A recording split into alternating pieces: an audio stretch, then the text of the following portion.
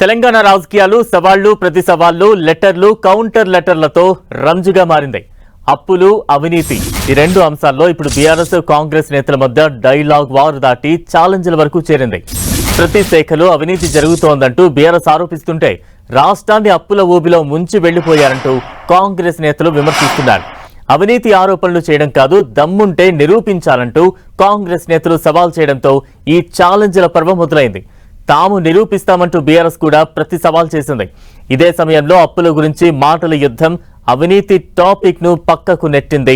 BRS హయాంలో 8 లక్షల కోట్ల అప్పు చేశారంటూ ఆరోపించగా అన్ని అబద్దాలే అంటూ బీఆర్ఎస్ కొట్టేసింది. అయితే తాము చెప్పింది అబద్దం కాదని నిరూపించేందుకు సిద్ధమంటూ మంత్రి జూపల్లి ఛాలెంజ్ చేశారు.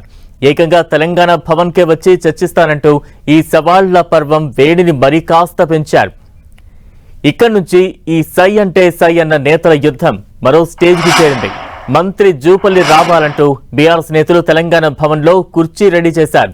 అయితే తాము తెలంగాణ భవన్ కాదు, గన్ పార్క్ దగ్గర చర్చిస్తామంటూ మంత్రులు మరోసారి బీఆర్ఎస్ కు సవాల్ విసిరారు.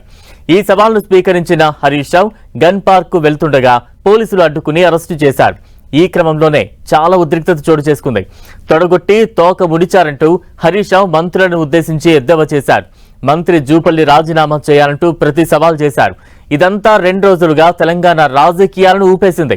దీనికి కొనసాగింపుగా ఇవాళ కూడా సవాళ్ల పర్వం నడిచింది.